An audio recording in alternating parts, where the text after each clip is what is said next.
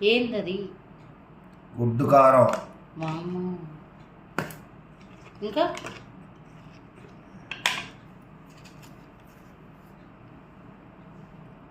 అది అదా ఉప్పు. సాల్ట్ కదా? నమ్మకలే. పుల్లగా ఉప్పుగా సముద్రంలో వచ్చింది అదేనా? ఇప్పుడు ఈ ముద్ద కలుపుకొని తింటున్నా సాయి రంగా. తెలంగాణ గుర్తొచ్చిద్దా? తెలంగాణ కాదు, సప్త రుచులు అన్ని నోట్లో లాలాజలం అంటాయి. కూర నచ్చలేదా నీకు? అంటే నేను నచ్చలేదని చెప్తే మొగుడు ఏ మొగుడన్నా బతుకుంటాడు. అబ్బా అంటే నచ్చలేదనమాట.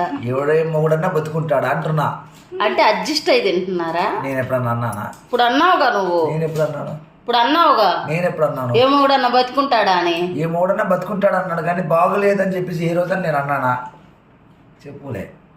ఎందుకు ప్రతి మొగాడిని ఇట్లా ఒక పిల్ల వెనకేసుకొస్తుందని చెప్పేసి అన్నం కన్నా ముందు కూరలో విషం పెట్టి చంపేస్తుందని అనేకన్నా ముందు కూరలే సరిగా వండట్లేదని నిజం చెప్పేంత ధైర్యం లేదని మీరు అనుకుంటున్నారా?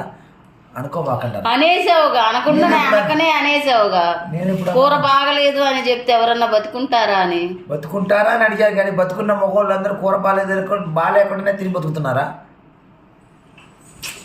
Double meaning. మీ మగవాళ్ళని చూసే నేర్చుకోవాలబ్బా. మీ ఆడవాళ్ళం మా ఆడవాళ్ళం తిక్కలోళ్ళం కాబట్టి బతికిపోతున్నాం అట్ట ఇంట్లో. మీ అంత తెలివి మాకుంటేనా? మీ అంత తెలివి ఉంటేనా మాకు? అంటే ఇప్పుడు ఆ కారం ఉప్పు అవన్నీ డబ్బాల్లో మేము కట్ చేసి పోసినాయి కదా? చెప్పు. చెయ్యడు దాకుంది, చెంప పగిలిద్దని నాకు తెలుసులే. సముద్రం నుంచి వచ్చింది, ఇది గుంటూరు నుంచి వచ్చింది.